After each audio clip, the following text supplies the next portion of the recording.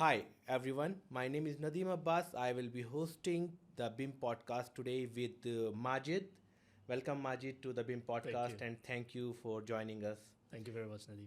So, starting from the very much basic questions about the introduction, Majid, for those who might not know you yet, tell us a bit about yourself, your journey, and how you started and jumping into the BIM environment. I started my career as a civil engineer, and as all of us, they think that, or we are very interested in how things are designed and built, and all of that. At this very early beginning of my work, I was like working as a structural engineer, doing all design and everything, and then I realized at the start of the career that I am running running around information, running towards information to find the information more than I'm doing the design itself. Okay. And then like where is the final revisions, where is the information to do the design, what is the latest information that we have, what's the data that we have, and that took me to where I would like to start more focusing on how information is structured, how data is structured, and that was the starting of the BIM career. So I started my BIM career as a structural BIM engineer, and that was a very good opportunity in Egypt to with a very good company, with a big name company in Egypt as a BIM provider, BIM service provider, and it was good to know how BIM things are established from the very basics and from the very early work in design. So as a structural BIM engineer, I thought that I would focus on structure only, but I found myself I am working on different disciplines, and that's, I think, working as or being a cross-functional person in a BIM environment. That's, I think, one of the most important things that you should always think about or always consider while you're doing your day-to-day activities, that you're not only just focusing on one discipline, but you are working on all disciplines or thinking about how you should coordinate with other disciplines always through the BIM, and that's the main benefit. At the moment, I'm working as a digital integration manager. I focus more on data and information management. I got a certification from BSI as a BIM asset information professional and project information professional. So yeah, that's a brief about how my BIM career was developed. Thank you for the brief. So you just used a term called digital integration. Can you explain it a bit more? Of course. So digital integration for me is you connect data with people, with ecosystems and environments. Think about it very simply. When Revit first started, people were very impressed of how it works. What was the main thing behind this was that it had a cross-functional relations between its components. I don't think it was. People were impressed because of the data, because of the attributes, because of the parameter management. Because at the very early stages of the BIM, that wasn't actually the focus. People recently started very maturing to work on information, but very beginnings of Revit was not that. It was that components understand each other and integrate with each other, so you don't have to do something in the plan and repeat it in the section and repeat it in the elevation, but you are saving time and you are saving efforts. So digital integration is now you are thinking beyond what you can save time in a tool, but you can save time and effort outside the tool. You can do that by connecting different tools together, by connecting data together, and it all should revolve around the people, the requirements, and how to deliver in an efficient way. Okay, when I was checking your LinkedIn profile, I found that you was working in Egypt, UAE you worked, and recently you have been shifted to Saudi Arabia. Can you explain that how this regional experience has shaped your professional prospect? Yeah, of course. So yes, as you mentioned, my first start was in Egypt, and then I moved to UAE, and recently now I'm working here in Saudi Arabia. And I think the main thing I learned from working in different regions is you need to adapt the technology to the culture around you. So you shouldn't, it's not a copy-paste formula that you will do it here and do it there and do it there, but you should know and understand what is the culture around you, what is the resistance, where is the where are the challenges. Every environment is totally different from another, because every place have its own standards, have its own workflows, have its own requirements, either it is governmental requirements or client requirements. So you have to understand this very well. And for me, I always think it's all about the people, too, that they are the main let's say driver. Exactly. That's they are the main driver of technology and the main driver of how things goes. And when exactly did you realize that the BIM was evolving into something bigger, like a fully connected digital ecosystem? Yes. So here it was when the requirements start getting more than just delivering things, but asking for insights. Okay. And that's when I think, and it's very much related to what our topics, it's beyond BIM. The client requirements and the construction field now is not just looking for someone who can deliver drawings or design and that's it. No.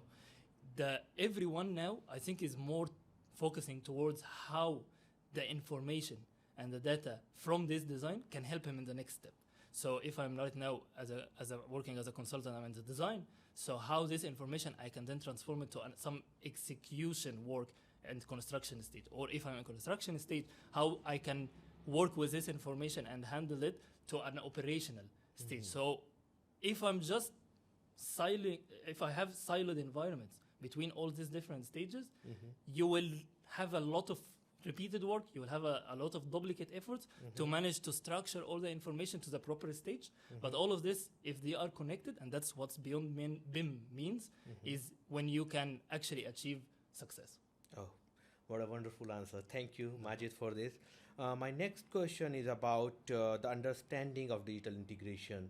So in your own words, how do you define the digital integration?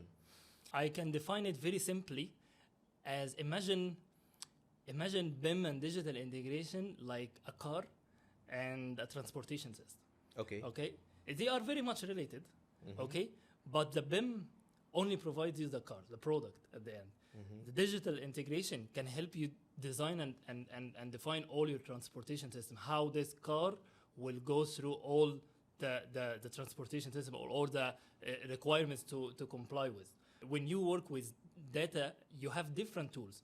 So it's not about the tools, I think. It's never about the tools. It's more about always how you understand beyond the tool, how the data connects together. So that's just understanding what is digital integration. What does digital integration look like on daily basis in your projects? The first thing that we in our day-to-day activities love to start with is to assess before we innovate and understand exactly what we have, what can we do with it, what is its capabilities, what is its limitation, and then we start innovating and seeing what we can develop further. Yes, so assessing and seeing the needs of the project is what we do. And in the digital integration part from this side is for us to see the tools that we have and how these tools communicate between each other. For example, as a simple example that I think even any people who not in the BIM field can totally understand, that any company have the subscription for Microsoft. Microsoft bundle includes all the Microsoft apps and everything. Okay, so when you look at this part, okay, how people utilize it, you will find that most companies utilize Microsoft Teams, Microsoft Outlook, maybe OneDrive on a personal level, their personal OneDrive, and that's it, right? But if you assess this properly, how you can utilize this Microsoft apps, as a very simple example, I'm not talking about complicated BIM thing, but very simple example. Microsoft have something like Microsoft Power Apps. This is included in any bundle or subscription. They have something like called Power Automate. This environment, okay, people sometimes in a construction field forget that it can totally benefit them if they integrate it correctly. And utilizing the not just in communication like Outlook or Teams or the simple tools that Microsoft have, but utilizing more than this in using Power Apps to create a small application built on Microsoft that can help people. For example, you want to get a progress report. So instead of you asking them to send a document file, and this document file is isolated, just one person opening it and writing it, instead of sending you this as a separate file, you can connect it to your own domain and your own databases through the Microsoft apps by developing, and it's not like complicated thing. It's very simple to have this as a small application on Microsoft where the consultant or contractor or subcontractor, he wants to send you a progress report, he can do it through this application. Power Automate can then connect it to send this information on a database automatically or notify you that this consultant did his progress report on a weekly basis. If he missed something, he can send the consultant a notifier. You have not sent, for example, your progress report this week. Please do that. This database in Microsoft can then integrate as an ecosystem with ACC, with other ecosystems for sharing BIM data, and that's how digital integration works. And actually, that's how we focus on in our daily activities. And what are the biggest barriers, basically, or the challenges when implementing this integrated workflow across the disciplines you faced?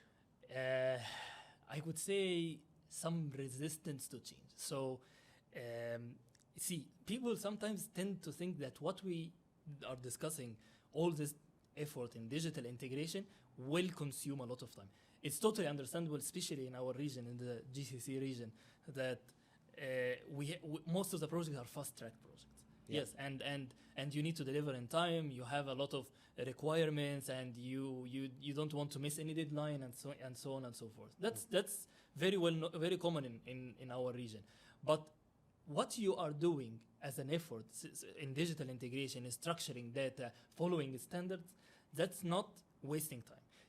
It might need some more effort, but when the very basic principles of BIM, the McLeamy curve, you are doing things you are putting all your effort at the early stage, and things will go smoothly without any need of duplication on effort in the later stages. That's what the challenge, and that's what we miss, that you think it's an effort or it's an over effort at the start, but that's not the case. If you delay this effort in the middle of the project, in the end of the project, you will always reach the bottlenecks. You need to migrate to your information to different standard because you were not following the correct standard from the beginning, and so on and so forth. Yeah, a lot of things. So the main thing is coming from the culture itself, the mindset. The barriers are from the people itself. They're resisting for the change. The resistance of the change, people don't look at it as an opportunity that I'm doing something better, but it's more as an extra effort. How do you build a digital culture within your team, especially across the different nationalities or the technical backgrounds? It's very important to understand that people comes from different backgrounds. Yeah. Yes, and everyone maybe think that this is the correct way or this is not the correct way, and everyone have his own opinion. But that's why we love to develop all the team on international standards. If the team from his background see something, but when he try to align this with the international standard, and by the way, best thing about international standards, they use terms not related to a specific region. Yeah. They use a term which can apply to anywhere, whatever your case or whatever your situation. But there is process. So if we agree on the process, the terms then won't matter. So I think that's answered this very well. Thank you. Yeah. The next question is, in your experience, how can organizations balance the standards with creative digital experimentations? Standards is not rules. Exactly. It's not rules. It's more of a guidance, how you can do things. So what I would think the best way to do this, guys, to do this guide is to localize it on your culture and on your workplace. So you are working in a specific region, understand this region needs, and compare it with what the standard wants or what the standard guide you to do. If by doing this, you will always find the points in between, the middle ground, where I can put requirements that is needed in my region, and at the same time, it will comply with the standard. For example, very simple example like this, the UK National Annex. Annex. Yes, so UK as a lead in the BIM, they understand this and they took the ISO and implemented according to their requirements in UK. Sometimes, and that's totally understandable, we refer to it to the National Annex and we work with it in the region. That's because maybe we don't have the local part to connect with the standard, and that's why sometimes we tend, and that's okay. But if we work to the level of having this region's local national annex and aligned with the international standard, that's how you can do something that's really, really great and aligns with everyone. What do you see as the next major milestone in the evolution from BIM to digital ecosystem? So I think the milestone for BIM evolution to ecosystem is through a structured data environment that can be easy and open BIM applications. See, now things are becoming very, very big in the BIM world, yes, and there's too many different tools and too many information, and everyone is using his practices and so on. But working on the open source BIM practices, I think that's the next evolution for BIM, to be able to communicate with different ecosystems and different tools, and the building your company's practices or your workflows and practices based on this can help you very much to structure information, like for example transforming a Revit native file to an IFC, how you change this IFC in a structured way and following a standards and following requirements to your clients, so that you can easily take this information to a next level. So it's more about open building standards, Exactly. building smart international standards and all. Exactly, and building smart is a very, very good example from you, Nadim. It's the one that really touched base on it. Everyone is talking about the AI. So how do you see the AI and the automation influencing the future of BIM and integration of the workflows? Yes, of course, we now in the era of AI, and of course everyone knows that there is a big and huge development right now in the AI field, and that didn't of course leave the construction field. Of course it touched it and it had an impact on it. Maybe people didn't still see it very much. We see it in a lot of different fields, but for your information, in AI at the moment can totally transform your processes and workflows through building or through making AI agents that can read your data and communicate this information or your standards to the clients or to the consultants. You can even have the AI you can see some videos right now that is becoming popular, that people are modeling even with AI, that they are doing this AI prompts that using a connection to to your digital environment that can do the modeling for you. So you can see now AI potential is rising up very well in the construction field, and people maybe will be worried that it will replace me or it will take my place. But exactly, no, it's not. No, that's not the case. You have the control to set the rules and the variables for your AI. AI won't understand this by itself, but you are the one who set the configurations in the right way for the AI to start working. And we even in our practices at the moment, we start using AI as a tool to validate all the information. The main thing and the best thing about AI, it can work with huge data, and that's very common in the AEC field. Yeah. We have a lot of models, a lot of information coming from different sources. So how I can validate all of this information? You come to a better automation part through AI that can work and validating all your data and all your information with very simple prompts. Yeah, AI, in my opinion, is basically a co-pilot, and as a main pilot, you, as a human being, are controlling very well these environments, and it will be in future as well. This is what my thoughts are on this topic. Very correct. Yeah. So the next one is, how can clients and developers start preparing for this connected future today? So I think for the clients already are reaching a high maturity level in the BIM and the digital ecosystem. And you can see it right now from the requirements. Big clients are now setting their own standards in how they require things through a structured exchange information requirement following ISO standard. For clients that to catch up or to reach to this level, okay, they need to set the expectations very clear.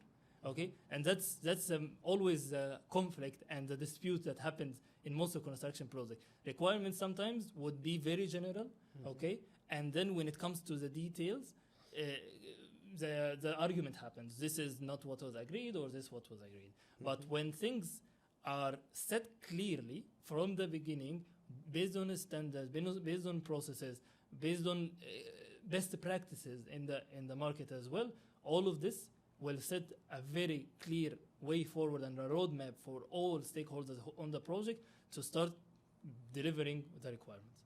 And what are your views on how regional initiatives like Vision 2030 and so on and so forth are accelerating this digital transformation? Of course, the vision in Saudi Arabia 2030 is absolutely transforming all the way ahead of, especially in the digital field. And you can see now that governments are starting to mandate standard in the implementation of any construction activity that you need to deliver in BIM formats, following a specific standards, and all of this now has started to become not just on a client level, but it's becoming on a governmental level. And doing this as a government will, let's say, make all other parties engaged in it. It will, because it's now a mandate from the government and it's a regulation that you should now follow. So everyone will be motivated to start also moving towards a more integrated digital environment. I agree with your opinion. Even I worked for some of the UK projects, being in Dubai back in 2020 to 2024 or 3 more or less, and I believe when I shifted here and I saw a lot of the mature employers information requirements, AIR and all those sort of the requirements is mature enough. Exactly. I was pretty satisfied with the requirements. That's so I very agree true. with your opinion. You have the transition from a technical expert to a digital leader. What was the personal skills that helped you the most in this journey? So that's a very good question, Nadim. I think on a personal level, the skills that you should always look ahead is not just learning the tools, but beyond the tools and how these tools deliver a structured information and how these tools can help you manage your data. So if, for example, I work on Power BI, I build dashboards, yes, and then when you work on this information, you will start thinking, oh, I wished that this model had this data, or I wished that this information was in this way. It was structured in I wished it was in a different format. So when you think ahead, when you are working on the tool in this way, you will help others also work more efficiently. And this will give you the skills to not just be always siloed in your task, but you are always communicating and always collaborating with others to do work more efficiently. Okay, and how do you stay motivated to keep learning and evolving in such a fast-changing digital world? Changing is an opportunity to do things better. That's, I think, the most important point to that you need to look at. You don't have to think about change that it is you are repeating from beginning, or you are completely changing everything that you are doing. No, but you are evolving and doing things in a better practices. And especially in this nowadays world, everything is evolving very fast. So you always have to be flexible to adapt to information, to adapt to new technologies, to not just limit and be sticking to only one thing, but always be flexible to learn more things and understand how things goes, because especially in the digital world, your work is not just focused on your task. It's impacting all others as well. And people always tend to give a priority to the physical element more than the digital element. But if we give the same priority to the digital element, to the data, to the information, this will totally change and transform all construction sector. What is your piece of advice for the young professional those want to transform their career to the BIM specifically? So BIM is all about, if we are talking only about BIM is all about information. The eye in the BIM, as you say, that's the most important part of it. So always think that what you do in a let's say in a 3D state also or a graphical state, it's also important in a non-graphical state. So this is a core thing about BIM, how graphical information and non-graphical information talks together and gives its requirement. Plus, always don't say that this is a simple thing. It's just a one piece of information that I missed, or something that I didn't just add and it will not impact. Believe me always that every simple information that you have in your model that you miss will definitely have an impact at the end. And I keep receiving the questions from the fellow students and the juniors that how they can transform their career to BIM.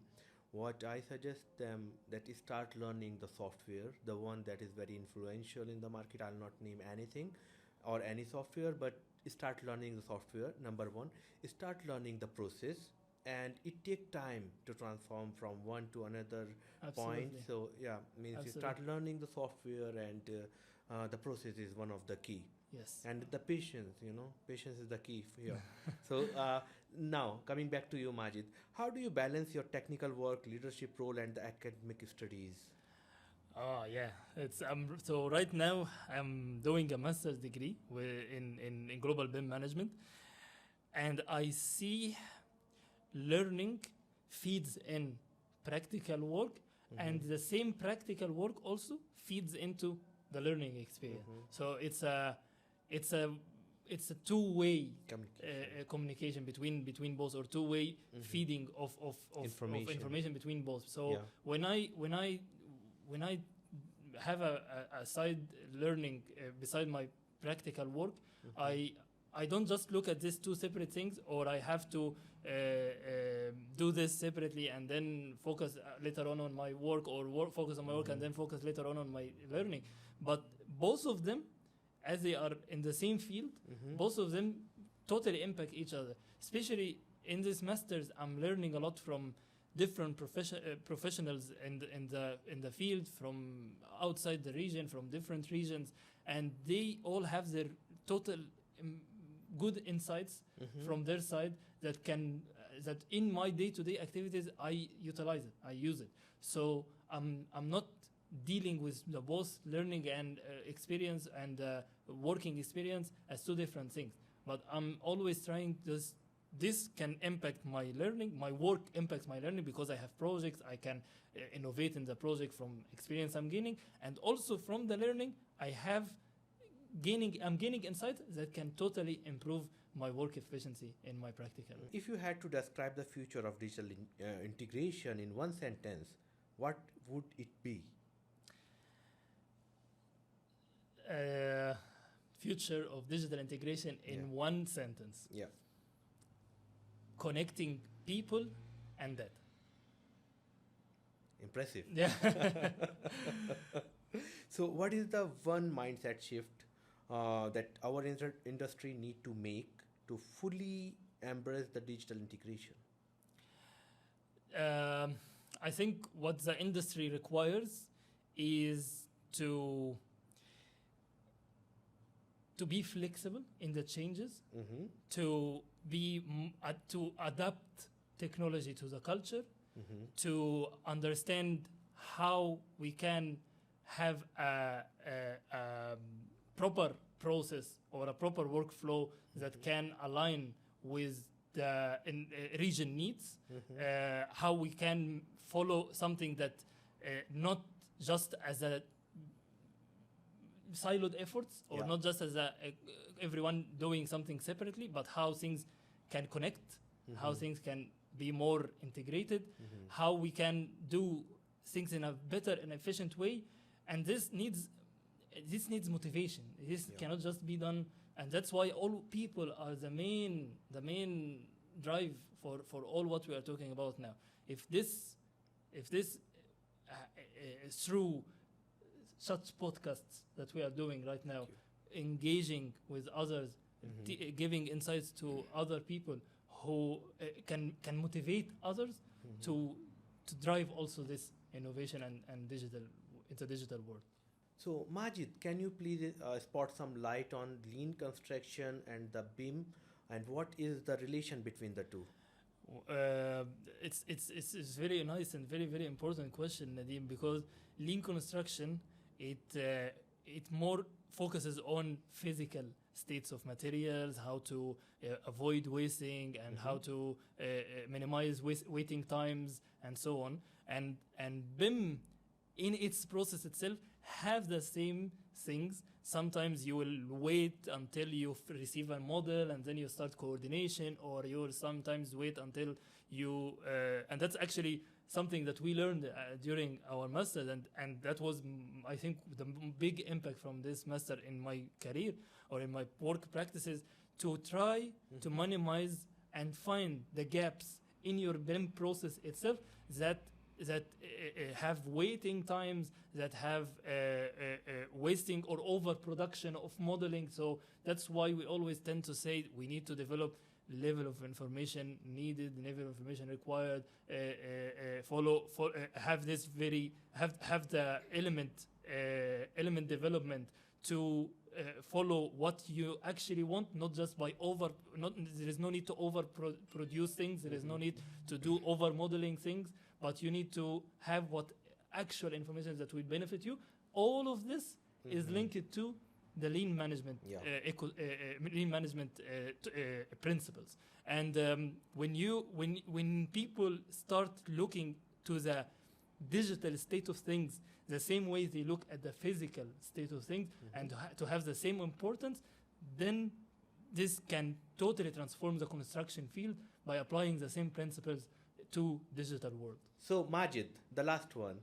What do you think a mentor can play a role in your career transformation or in your development journey?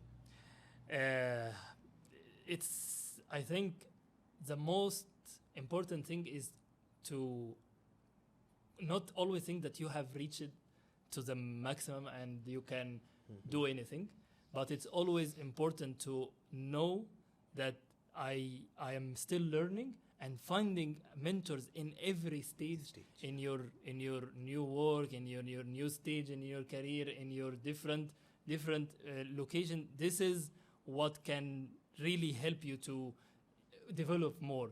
I personally, on a personal side, from different engagements or from different working regions or locations, I always love to stick and stay with people who I look forward to, and I always love to hear more and to understand more how they do things. And don't be shy. Don't be shy to communicate. People maybe sometimes think that, he might be very busy, he's doing a lot of things and so on, I don't want to disturb him. But no, it's your engagement with your mentor all the time. This what builds this collaboration that we are trying to explain from the very early beginning of the podcast and from our discussions. All communication is what really matters. And having someone who can you can always look for and always see as a role example in your and in your career or in your work, that will always keep you evolving and learning more and more. I would like to add something here from my past experience.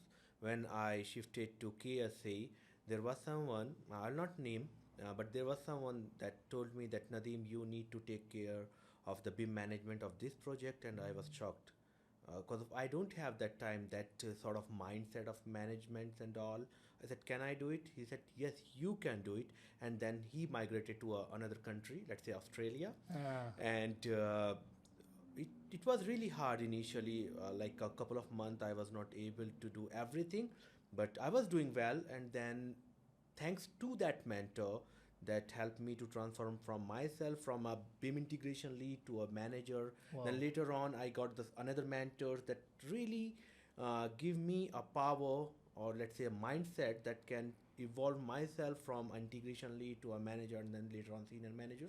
So I will add here the last point, that always look for a right mentor that can help you to grow yourself, because of with the help of the, let's say, the bookish knowledge, you cannot grow a lot. Absolutely. So have the right mentor. So thank you very much, Maged, for being here. And for our audience, if you'd like to join us, we will be providing the link, and it's very much available on our YouTube channel as well. Just fill the form and we will be happy to host you here and sharing your thoughts with the community.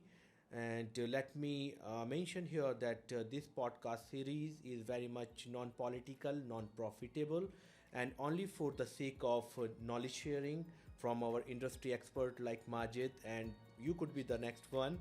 And thank you very much.